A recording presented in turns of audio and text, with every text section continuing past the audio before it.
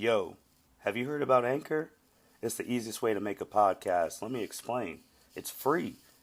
There's creation tools that allow you to record and edit your podcast right from your phone or computer. Anchor will distribute your podcast for you so it can be heard on Spotify, Apple Podcasts, and many more. You can make money from your podcast with no minimum listenership. It's everything you need to make a podcast in one place. Download the free Anchor app or go to anchor.fm to get started.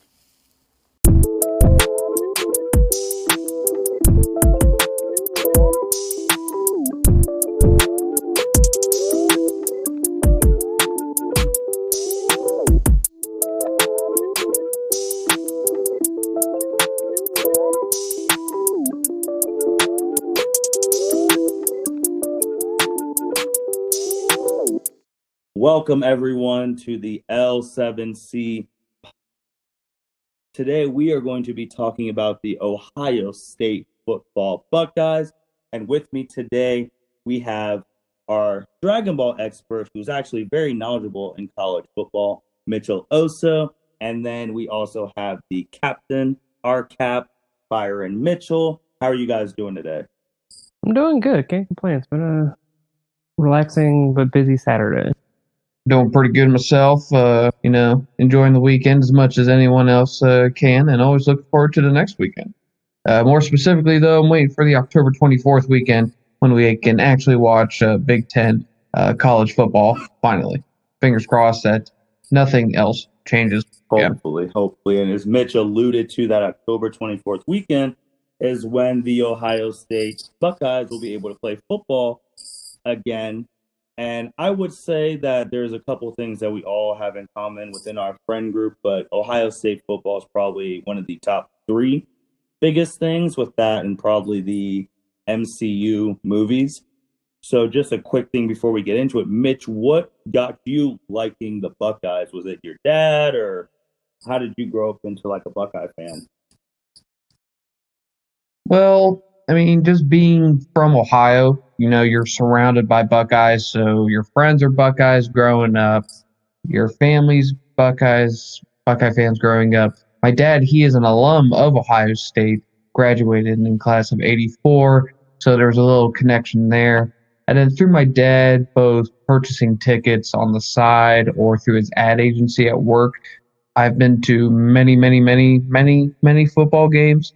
Even prior to college, I would suspect that he would at least try to take me between like 2 to like 5 a year, because that's how much he loved it, and he drug me along, and that's how my roots kind of got embedded with Ohio State. And then, like I said, all of our friends were Buckeye fans, so it only solidifies that fandom a little bit more. Byron, how about you? What got you into liking the Buckeyes? So my story is a little different because I was born in Chicago. We moved to Toledo when I was 7. Mm-hmm. So I remember it was the first weekend of the Ohio State-Michigan game there. And like all of my classmates were like, "Who are you rooting for, Ohio State or Michigan?" I was like, "Well, obviously Ohio State because I live in Ohio."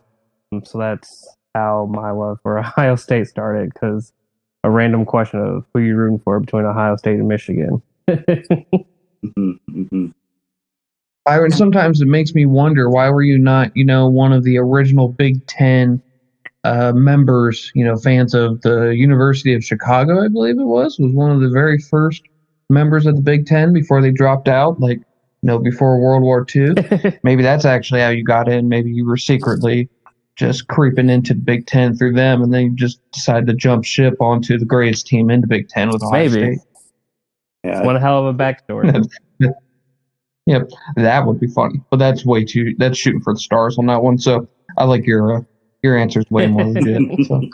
Yeah, mine's kind of similar to Mitch's, actually, because my father is also a alumni of Ohio State. He got his master's and PhD from there, and my mom was working at the Bob Evans near the campus.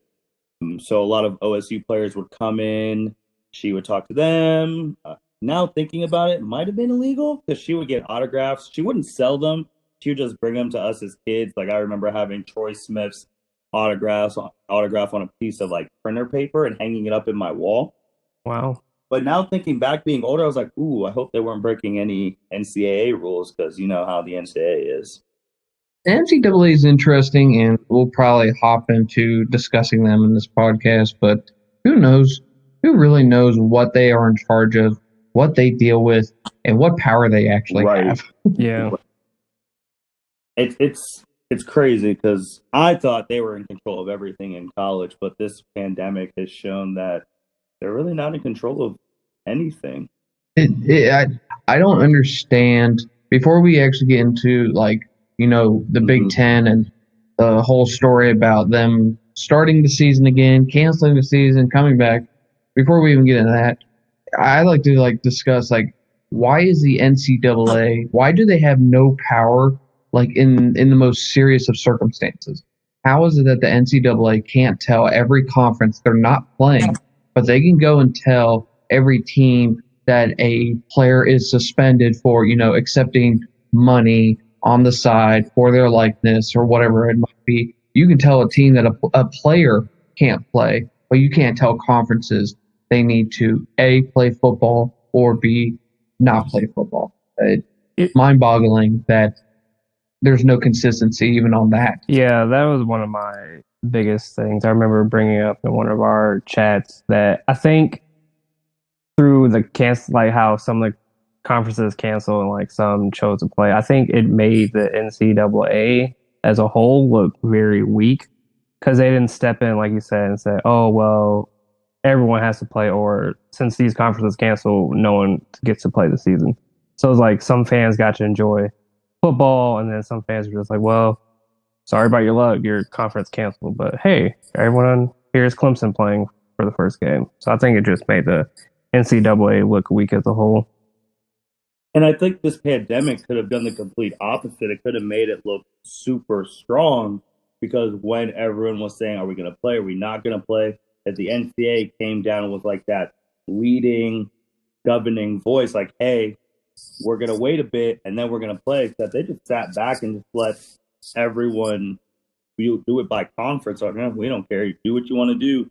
All the NCAA said is that, oh, we're having March Madness this year. That ain't happening again. I think if this pandemic occurred when the BCS era was around, we probably would have seen more of a stronger voice because in football, as we all know, the playoff committee is completely separate and the college football playoff is completely separate to the NCAA. Right. So they do their own thing. These teams can technically, I guess, schedule whoever they want, and then the playoff committee could make their own league and then determine a national champion at the end of the year without any sort of interference, supervision from the NCAA. So if this was 2013, I think the NCAA could have flexed more, but I mean they didn't even flex at all in 2020. So I'm with you, Martin. They themselves missed out on a great opportunity to actually make their name good because a lot of people will say over years they haven't. Yeah, their name just gets dragged through the mud. Obviously, with the paying of players, that debate's still going. But now some people are going to be able to make money off their likenesses and just suspending people for dumb reasons. They needed some good press, and they failed to get some good press on that. Byron, do you have anything else you want to say about the NCAA before we dive into Ohio State and the craziness we've gone through for the past month and a half? I just hope that the NCAA learns something from this, and then if this does ever happen again, hopefully it won't, that they'll have a more of a strong standing and just make a concrete decision for the best of the NCAA. Right, I agree. And we'll probably circle back around the NCAA near the end. Probably if you could change one thing about the NCAA, what would that be? So just keep that question in mind before we get to the end of the episode. So let's talk about pandemic at Ohio State. When the pandemic started in March, we all thought it was only going to be a couple months. We were going to get football. Everything was going to be good. Then, as obvious, we just didn't do well with the pandemic in the United States, and we were all nervous that football might get canceled. We're approaching summer, and we're like, okay, we're going to have football. We not. Everyone's meeting.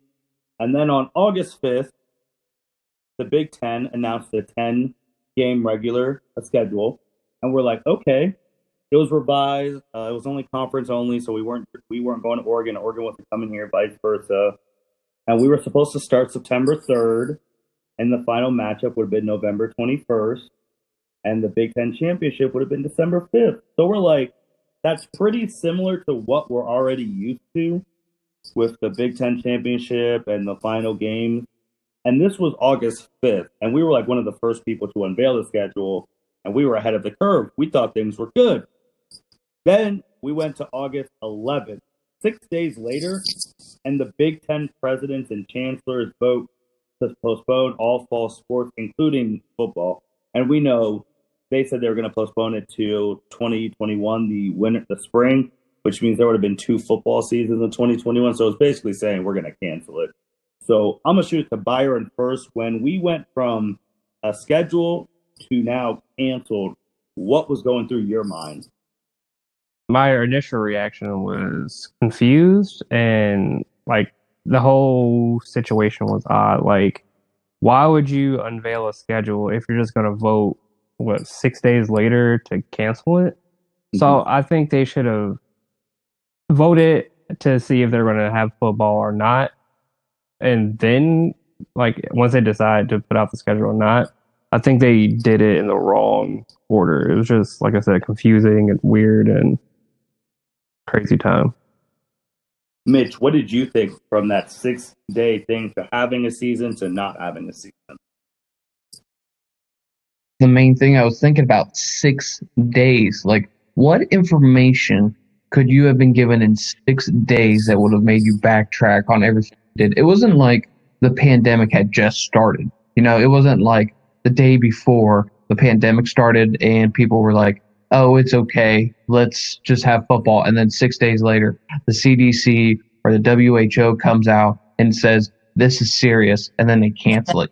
We knew the pandemic for August is the 8th month. For 5 months, we knew what this pandemic was, about.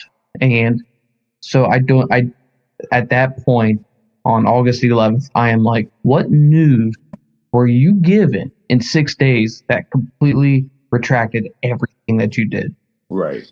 I think my initial thing was, what the heck? Because we were the first of the Power 5 to really cancel, and the Pac-12 followed along suit. And I think my initial thing after that was, okay, is college football canceled? Is everyone canceling? But we were the only two. SEC, Big 12, ACC went the complete opposite of us and said, oh, no, we're having football. We're just going to postpone it a bit, but we are going to have football in the fall. And I was thinking that was going to make us look like a bunch of idiots. And then 2 days later, we're having coaches like Scott Frost talking about, we'll find a way to play elsewhere.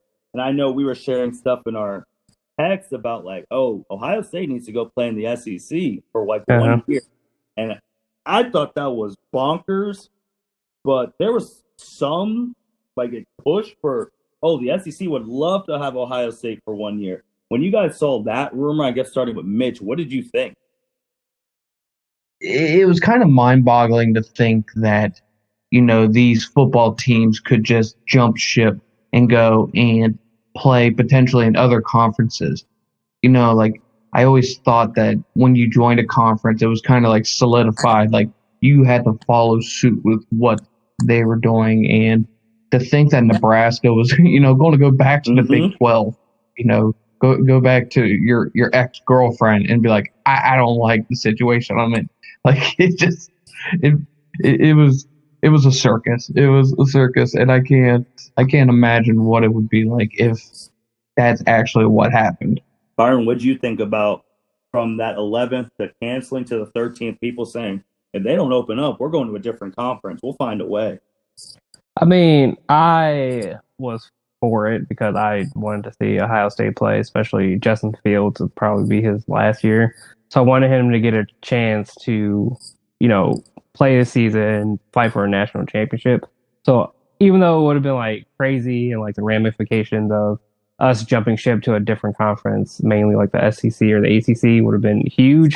I was for it because like I said, I just wanted to see football. I think for me, I'm with you with the seeing football, but I was really nervous, even though it was just like a rumor thing. I was nervous if it would have actually happened. I don't think we're going back to the Big Ten. Like Mitchell made the great analogy about the ex-girlfriend. Like if Ohio State went to the SEC for a year and then tried to come back to the Big Ten, like with the Big Ten, I mean, we're the biggest moneymaker. Would they have let us come back? But then again, we would have had, I guess, even more national exposure, having the ability to play Alabama, LSU on a yearly basis. So if we left, I don't think we were coming back. I do think that if Nebraska left, or especially if Ohio State left, it would have completely dismantled all of these conferences, because it would be sort of like LeBron going to Miami, and then all the superstars are then colliding with him to join forces to win a title.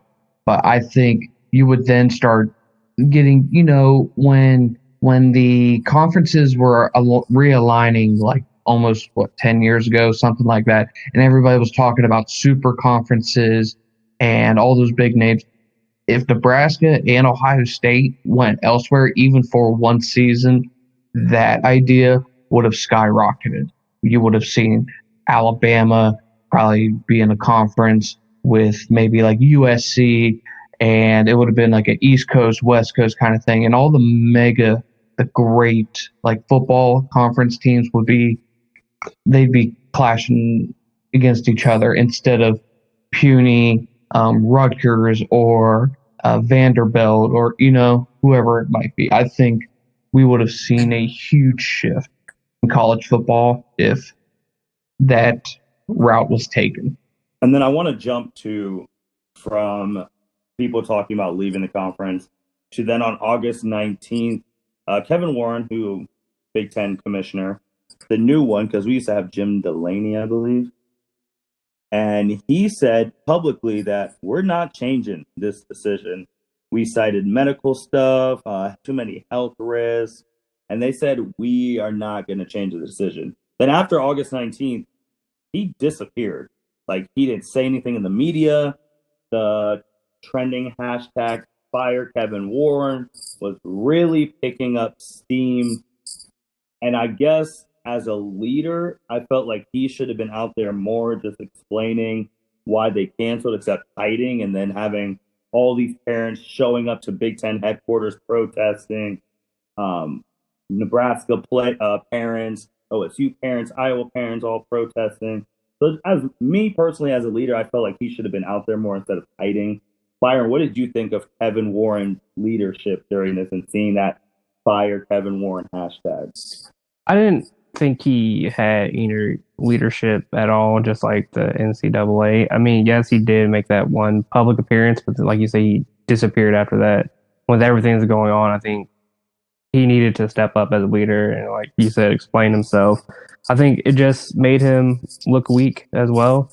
When I first saw the hashtag Fire Kevin Warren, I wasn't like behind it. Then a statement came out. I was like, oh, well, his son is playing football, but then like the Big Ten's not playing football. So why does your son get to play football, but the Big Ten doesn't get to play football? So then after I saw that, I was like, yeah, hashtag Fire Kevin Warren. So then I was like, yeah, let's get him out of there. Mitch, what did you think of Kevin Warren during this? Like, we talked about the NCAA looking bad, but what about the Big Ten commissioner? I think I believe that with a leader, the number one trait that you have to have is you have to be able to communicate. And it was just strange that he would first come out and basically be like, hey, we're having this, then we're not having a season. Then he comes back and he doubles down. I have all of these people telling me medically we shouldn't be doing this. And then he disappears. And like what you said, you have parents that are at Big Ten headquarters protesting. You have politicians that are having open discussions regarding this. You have 8 Nebraska players sue the conference and still haven't heard from him. President Trump gives him a call, and it just continues on. And everyone else is talking about how they're not getting any communication from him, from the office. Like coaches were saying that, and it's just, especially for your first year. Okay, I get it. The pandemic is the first of its kind for us, and you're new to the job, but you got to do way better than that because people are depending on you. This is people who work in the stadiums, people who work at the universities, the athletes themselves. This if they're not playing, but those people in the ACC are playing, their draft stocks are getting boosted. So then that's millions of dollars for whoever gets picked first in the draft versus if you're having to get pushed down to the third round because no one has seen you play in over a year. It's bad. It's not fair, and just bad leadership. Really is. And you just glossed over the two biggest points that we're about to hit from this August, at the end of August. On August 27th, we see 8 Nebraska football players actually sue the Big Ten Conference. And that's something I've never really seen, like to this magnitude, that they sued them because of the league's postponement of the fall football season and to award damages. I don't know what damages they would have gotten in return, maybe the season back. But they allege that the Big Ten was in breach of contract for not following its governing documents and that the athletes had the right to expect the Big Ten to follow those documents and all other rules. And that happened on the 27th, and we're just like, oh, the Big Ten's getting sued by 8 Nebraska football players.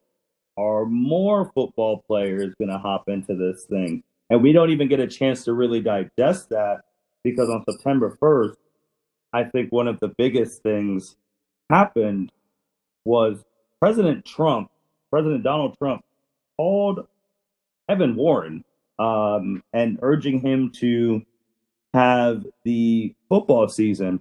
And regardless of what you think of President Trump, this isn't a political podcast by any means. We're just a mom and pop shop podcast.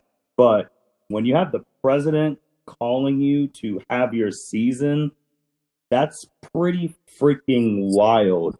Byron, when you first heard that the president called our Big Ten commissioner to be like, hey, you guys need to have a season in the fall. How can we help?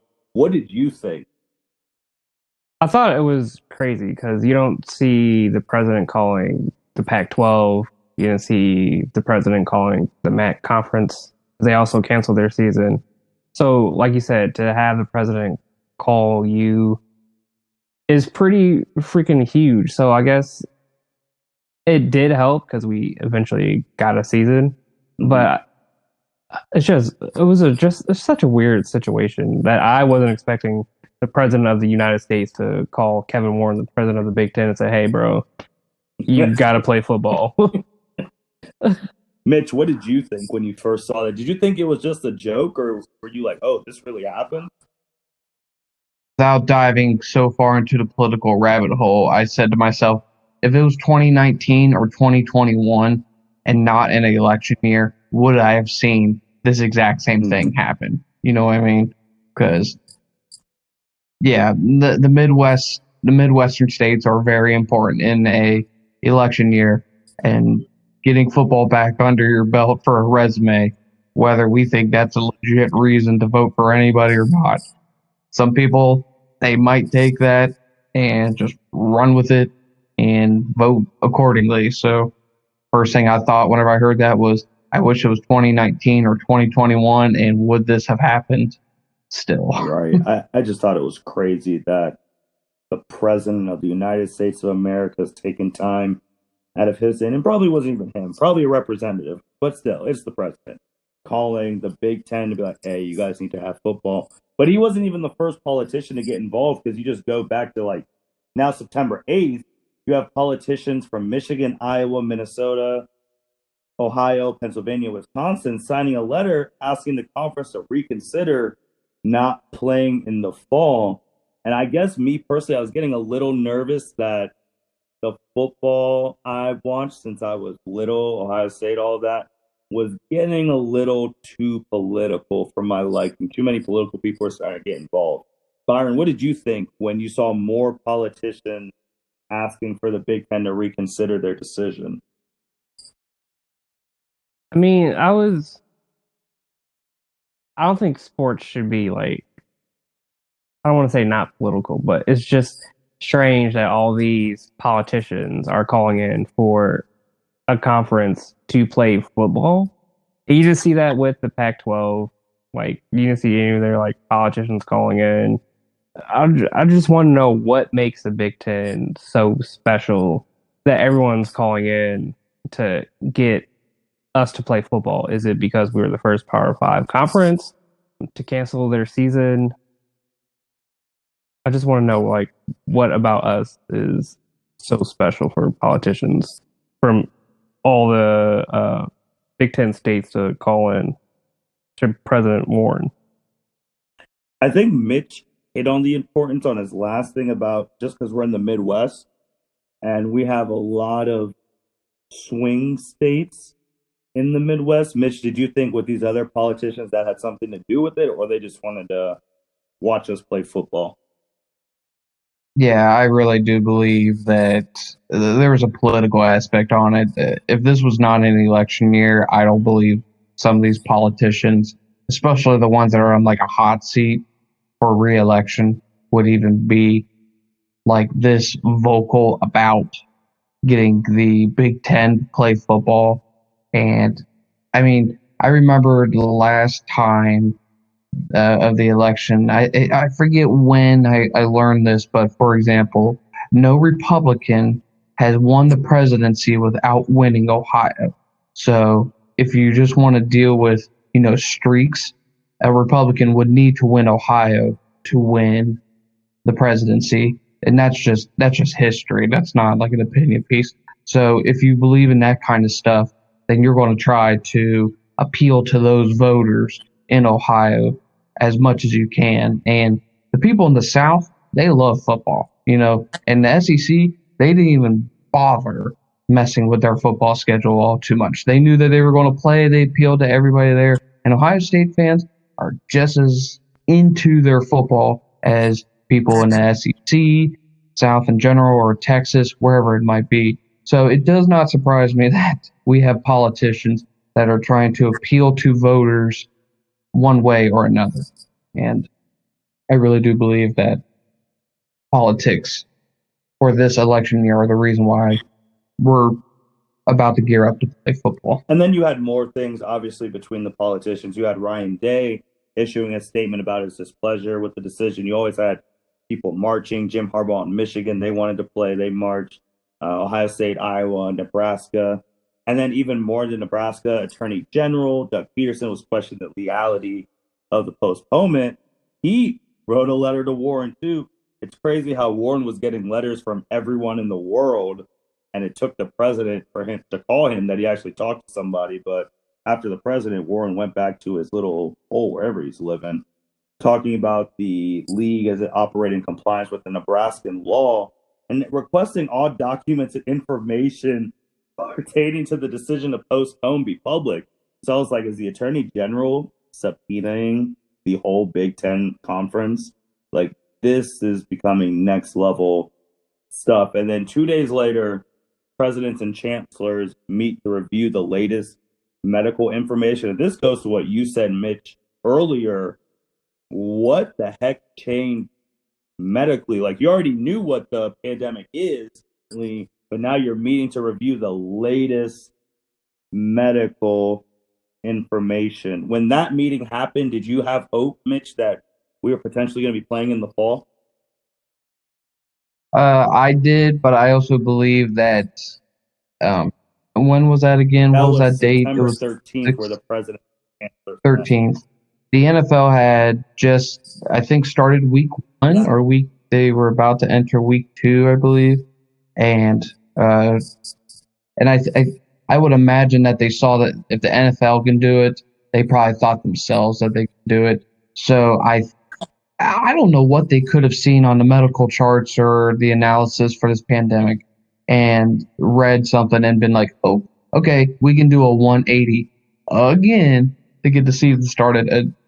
Whoever is running that committee, that department for the Big Ten, they're a circus. They are just monkeys just flinging themselves around from rope to rope, and they have no idea what they're doing because you like I said, you made a 180 earlier, then you made a 180 again to start the season, and I don't.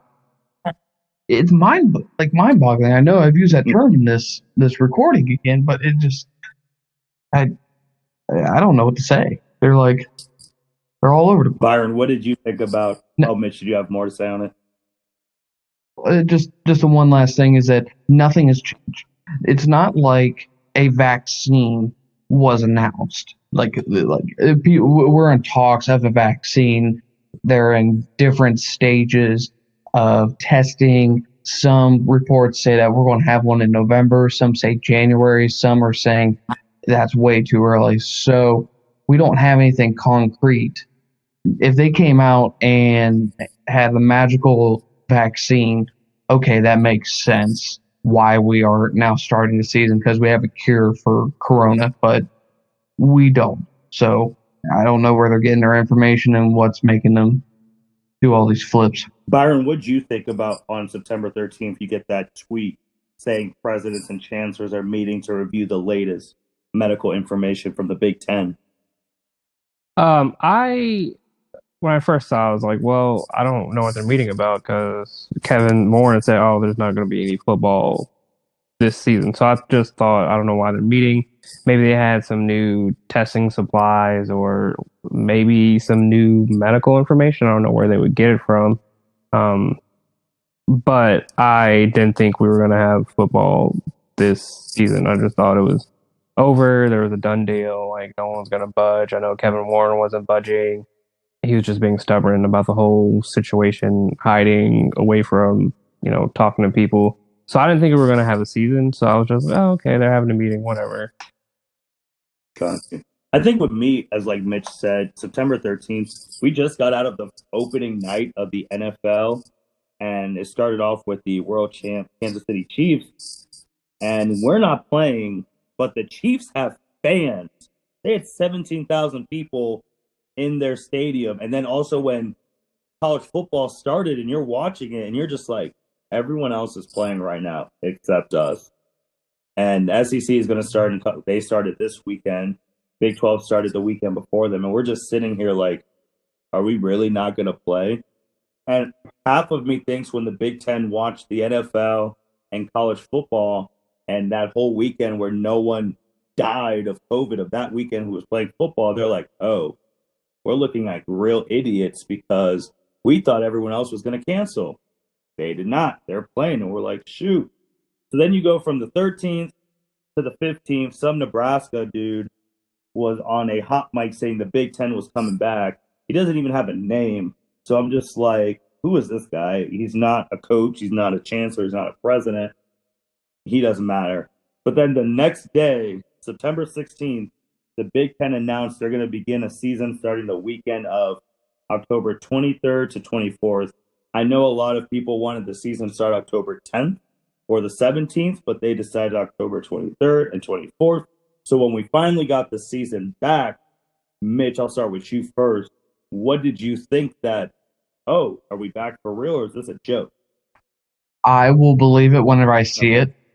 And that's just it, is that with them going back and forth so often, I just do not trust them until October 24th and I see a kickoff and the first quarter of that game, who I don't actually remember who it is now because because the schedules are also changing. And once I see it, then I'll believe it.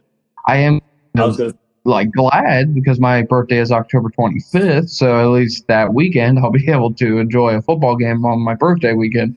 But I was more excited when the first schedule came out and the Ohio State-Michigan game was going to be on October 24th, and first game that I'd ever be able to attend Ohio State-Michigan game on my birthday. But that dream got shot, so...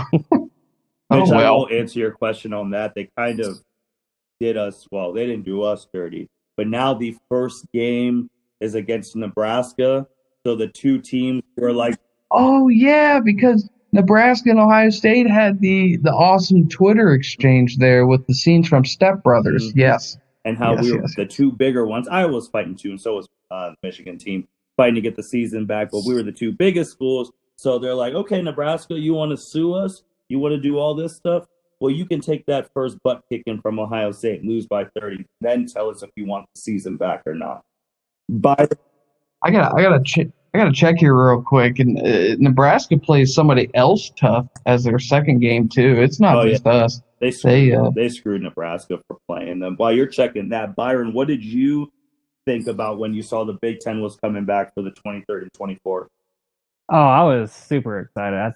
Because, like I said, I wanted to see Ohio State play from the get-go when we first had our season canceled. So I was super excited. I was texting everyone. I know that football is back. The real season starts on the 24th. Short 8-game season. So I was super excited. I mean, I do have a feeling that it may not go through just because of what Kevin Warren has done with this season to start with. But I am hopeful and excited that on October 24th at noon, I think we play Nebraska, that I will be able to watch Ohio State football in 2020 because I didn't think I would for a good month and a half. To answer your question, Martin, Nebraska's second game is at home versus Wisconsin. You want to talk about taking like gut punches? Play Ohio State at Columbus for game one, and then game two you go home and decide that you had to play Wisconsin. So yeah, they got punished. That's what that one was. Man, good on them. But I think when it came back, I'm half with both of you. I'm on the Mitch side. It's like, yeah, I'm a believer when I see it when we actually play. And then with you, Byron, I was excited. But then when they first came out with their COVID rules, I was really skeptical because they were talking about like, oh, X amount of people on your team get it, your season's over. And if a player gets it, they have to sit out 21 days when the CDC only says you need to do 14 days of quarantine. So with those rules, I was like, they're making the rules so tight that we're not going to get to play. But we're going to have to wait and see on that. And then when we reversed, everyone else just started reversing. We had two players come back. The Pac-12 just said they're playing in November. The MAC just came back. We have players who opted out in the Big Ten, opting back in. And to me, what that was showing is that if all these other schools are reversing after we did, that the Big Ten holds such a imposing shadow on the rest of college football that we're probably the most important conference in the sport, maybe tied with the SEC. Do you guys agree with that? That like when we changed, everyone else started changing? Like, what do you guys think? I do agree with that because since we were the first Power 5 conference to cancel, then Pac-12 followed suit the same day. So I don't know if there was like talks between the president of the Pac-12 and Kevin Warren that they were going to cancel on the same day. But you kind of just saw that, once the Big Ten made a decision, another conference made their decision. So when we came back, I mean, I was surprised that Pac-12 and MAC came back because I thought, they weren't going to follow suit. But like you said, that decision for us to come back and play football carried a lot of weight. The Pac-12 said, okay, we'll come back too. And then MAC said, well, I guess since everyone else is coming back, I guess we'll join the fun too. Mitch, what do you think? I think in terms of the Power 5 conferences, Big Ten and the SEC have the most influences, like amongst all the other conferences. I do believe that because the Big Ten has a relationship with the Pac-12, I kind of lose track of these numbers because it used to be the Pac-10 or the Pac-12. But because there's that relationship that's always existed between the Pac and the Big Ten through the Rose Bowl and scheduling, all that history. So when the Big Ten decided to make their decision, the Pac-12 then followed them. Now the SEC is kind of like the same size dog in the park as to like what Ohio State is. And I've always viewed the ACC as kind of being like the little brother to the SEC, especially whenever it comes to football. So when the SEC, and especially like the ACC, because I think the ACC made the decision first, or at least announced it that they were going to play football, then you could see that their influences over there, their partners in crime that they had on there. So yeah, Big Ten, Pac-12 follows. SEC though, I'm going to say is the bigger of the two brothers with the ACC there. They say they're playing football. ACC is playing football. Big 12, they kind of just do their own thing there. So yeah, I do agree that when the Big Ten came back, it also affected then, players were coming back. Players who said that they were going to opt out decided that they wanted to opt in, and then we just get all kinds of football. But yeah, Big Ten has that influence on conferences and people. Right. And I think when it came back, to go on Byron's initial point when we started this thing, I think we cared more in Ohio, one, because it's Ohio State, and we don't have a national football team in Columbus, so this is kind of our national football team. And B, we have a team that could compete for a national championship this year, so that was another thing. And then C, I don't think this state could handle the last OSU game played would have been that Clemson game. I don't think the state could have handled that. No. But I hate Clemson. I can't handle any game that doesn't end up as a W against Clemson. Right. Which I don't think we've ever had a W against Clemson. So yeah, I hate them. But yeah, I'm in agreement. I could not.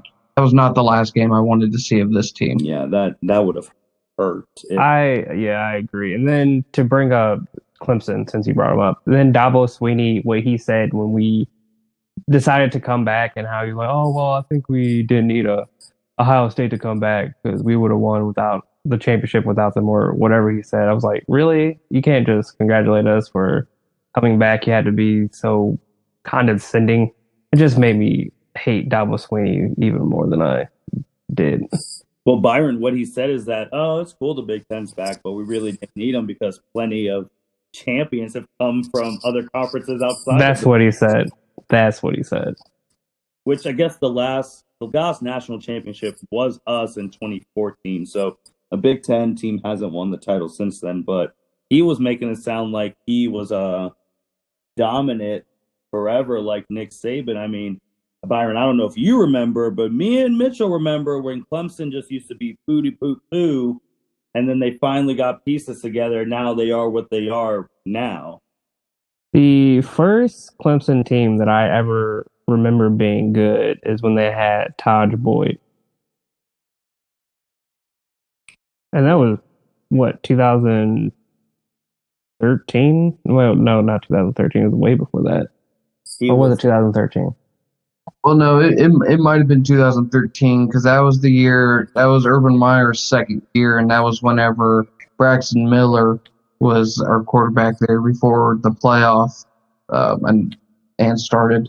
And we got beaten in that game, and that was whenever, Braxton Miller had his rib injury, and the next season then JT started, and we also went on to the championship then. If I do remember also that year that we played Clemson before we went to the championship game the year after, Mitch, if I remember, that is the game where they had the biggest entrance of all time, and they got smoked by Jameis Winston that year. If you remember that ABC game where they're coming down, touching the rock, and they're about to play Jameis on Saturday night, and they got smoked. Yeah, that was the year because Jameis and Florida State, they won that last BCS national championship before the playoff. Yeah. Yep. They get charted from their locker rooms onto the buses. ESPN has College Game Day there, and they have all the cameras in the buses, and they're rocking the F out. Mm-hmm. Like, it is a hard, heavy metal rock concert. And then they go running down that hill to the field. That's how their stadium's played. They touch that rock for good luck. And Jameis Winston and all of his crab legs, just rip them up, dip them in butter, and just eat them. And that's what he did. He just ate them up. It's so funny. But yeah, then we go and lose to them later that freaking year. I if there's anything I want in this season, it's a rematch with Clemson. That's all I want. We shouldn't have lost to them. That's a whole other conversation for another day. So currently we have the Big Ten back. They're practicing. They're going to put the pads on soon. We have our 8-game schedule or 9-game. Byron, I'm going to ask you first 2 questions. A, is the Big Ten going to – actually 3 questions. Is the Big Ten going to start the season? First question. Is the Big Ten going to end the season? And is Ohio State going to make it into the playoff with this season schedule? To answer the first question, I am optimistic that the Big Ten will actually start on the 23rd or 24th, whenever that first game is played. I am optimistic that we will end if the players, takes it seriously with the whole strict, you can only have so many people get COVID before your season is done, basically.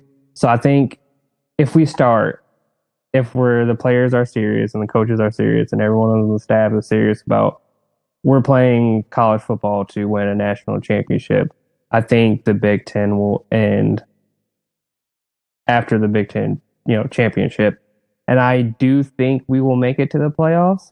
We have I'm not going to say a pretty easy 8-game schedule. There are tough teams like Penn State and Michigan that we do have to play this year. But I think we possibly could go 9-0, including the Big Ten championship.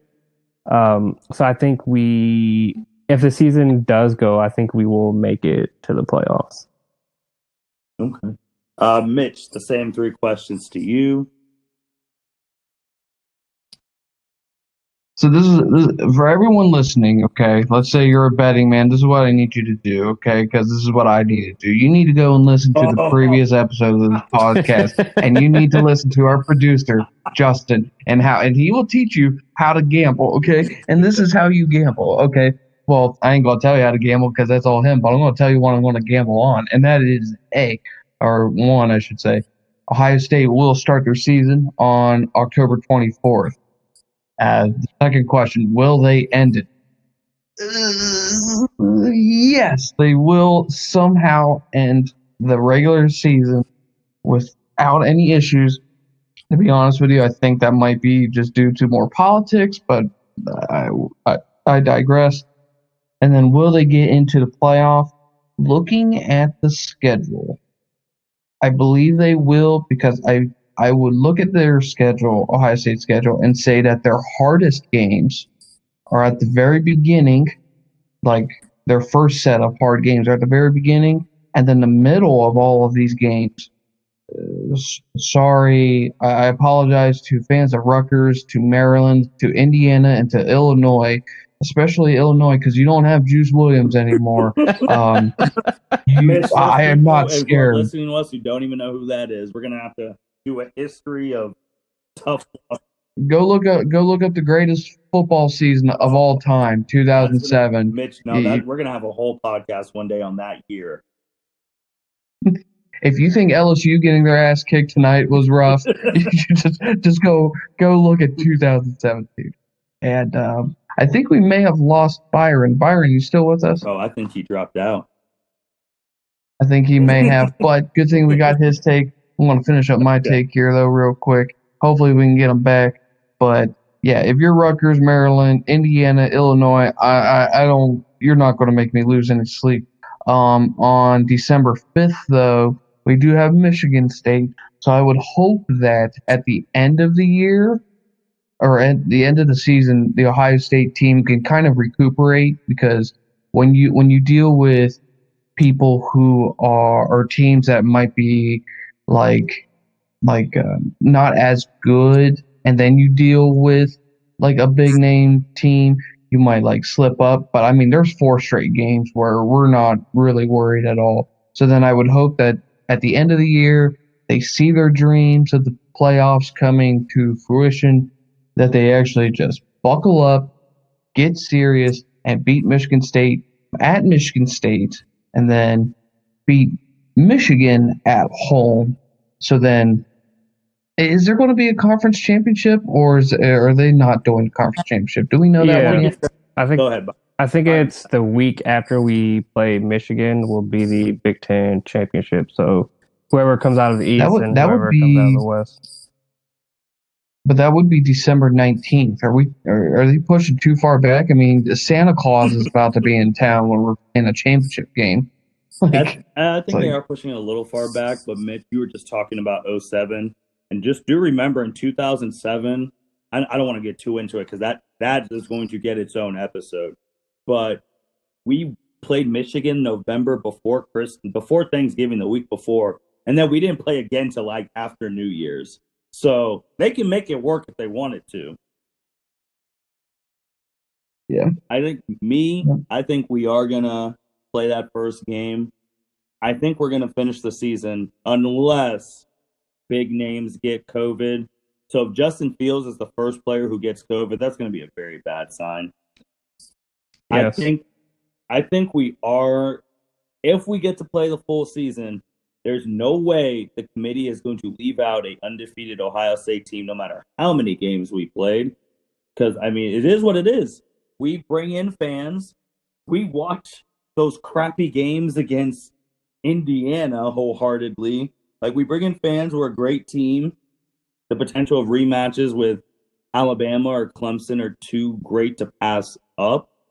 So I think we're going to go back. I think this year could be potentially easier than it would have been previous years because we would have going to Penn State, but they don't have the whiteout. So is that even going to be that big of a challenge?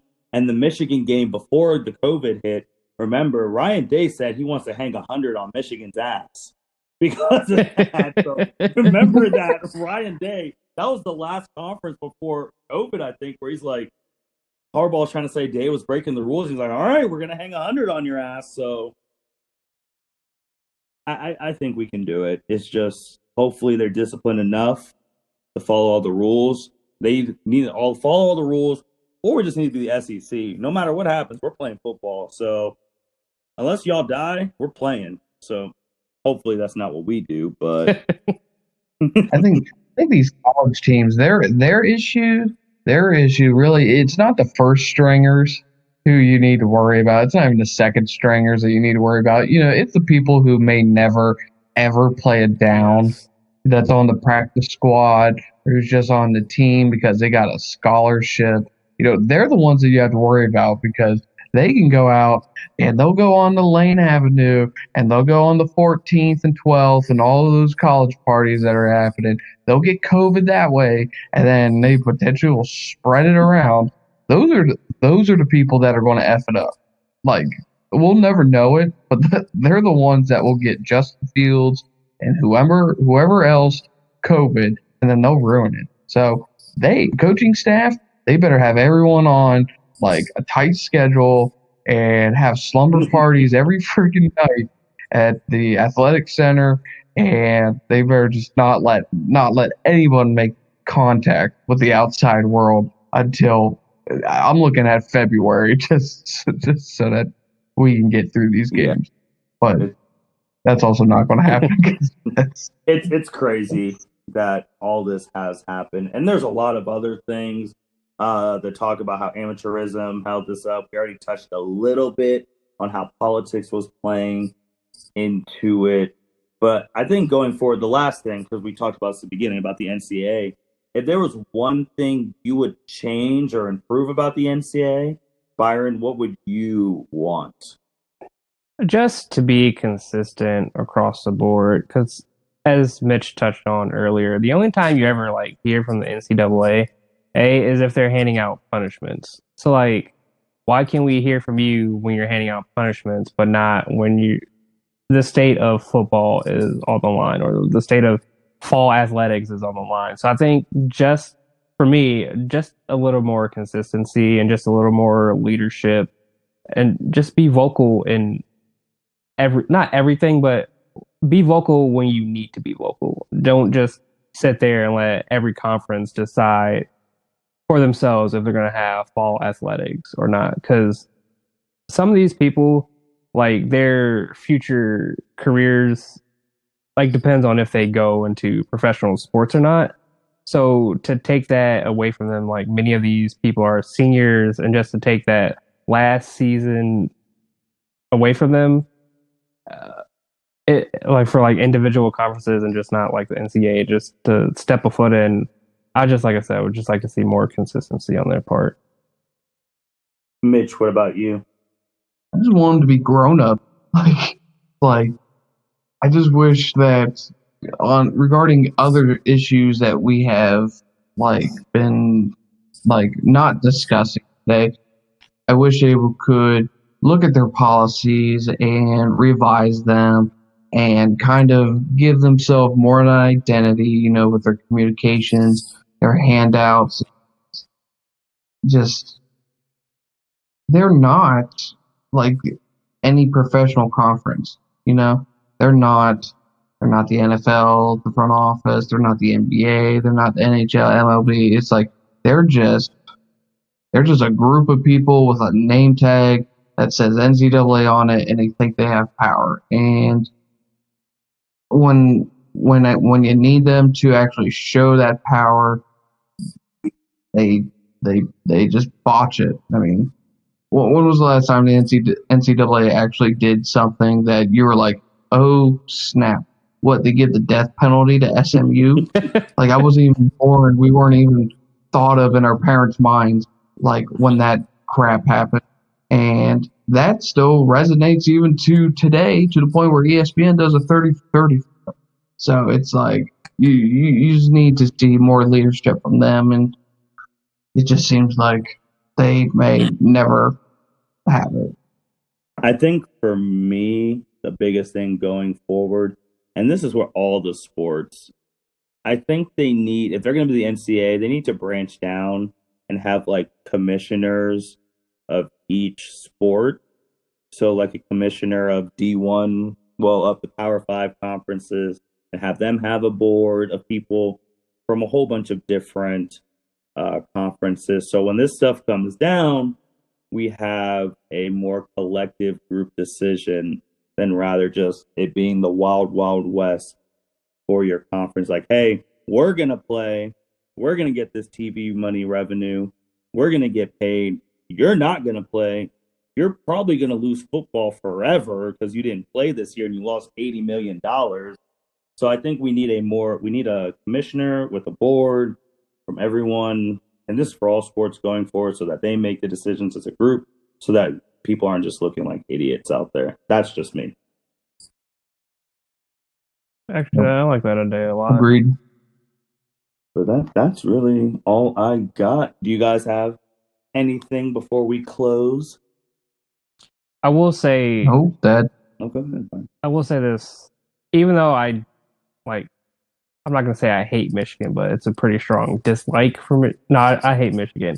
But I do respect them that they did step up. And so did Nebraska. They stepped up to get college football back. So I just want to say that publicly. Fair. I think I wasn't surprised about Michigan.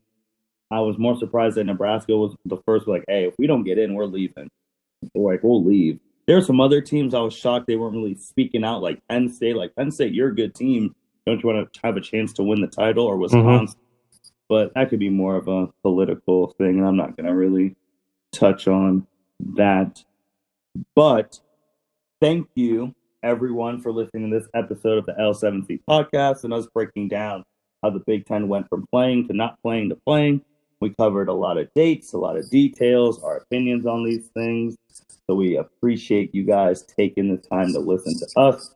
Want to thank Byron and Mitch for being on the episode with me. I greatly appreciate it. I mean, you guys already know who they are. They're regulars on the podcast. And I think, Mitch, you're going to be back in what, a week or two? A couple weeks from now? Yeah, we need to do another Dragon Ball podcast and maybe even start trying to branch out to other topics. But yep, definitely need to make another appearance. So Mitch is probably going to be on, if not this Friday coming up, definitely early next week. And Byron, you probably going to be on in these next couple weeks too, right? With things that are going on, we'll find. We always find the topics. So we'll find something. I'll definitely be on again. I love being on this podcast. And thank you all, fans. Make sure you like, rate, comment, subscribe. We really love what we see, what you guys are listening to the most, because then that's where we focus the topics. And we have such a big crew that it's easy to do. This week, be on the lookout for a wrestling one with our wrestling expert, Jacob Mason. Depending on how the conference finals end, our basketball expert, Evan Debo, is going to be back this week. And like we already said, Mitch and Byron will be following up.